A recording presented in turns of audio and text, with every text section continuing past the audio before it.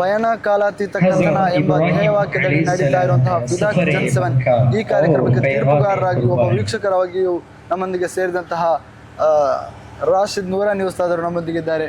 ಅವರೊಂದಿಗೆ ನಾವು ಕೇಳ್ತಾ ಇದ್ದೇವೆ, ಉಸ್ತಾದ್ ತಮಗೆ ಈ ಒಂದು ಕಾರ್ಯಕ್ರಮ ಪಯಣ ಕಾಲಾತೀತ ಕಥನ ಎಂಬ ಈ ಒಂದು ಧ್ಯೇಯವಾಕ್ಯದಲ್ಲಿ ನಡೀತಾ ಇರುವಂತಹ ವಿದಾಕ್ ಜನ್ಸೆವೆನ್ ತಮ್ಮ ಅನುಭವ ಹೇಗಿತ್ತು?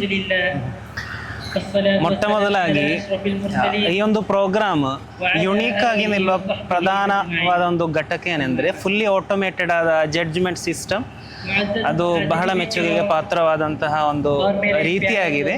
ನಾನು ಬಹಳಷ್ಟು ಜಾಗಗಳಲ್ಲಿ ಫೆಸ್ಟಿಗೆ ಜಡ್ಜ್ಮೆಂಟ್ ಆಗಿ ಹೋಗಿದ್ದೇನೆ, ಆದರೂ ಅದಕ್ಕಿಂತೆಲ್ಲ ಯುನೀಕ್ ಆಗಿ ನಿಮ್ಮ ಆರ್ಗನೈಸಿಂಗ್ ಕೆಪಬಿಲಿಟಿ ಎಲ್ಲವನ್ನ ನಾನು ನನ್ನ ಹೃದಯಾಂತರದಿಂದ ಅಪ್ರಿಷಿಯೇಟ್ ಮಾಡ್ತಾ ಇದ್ದೇನೆ.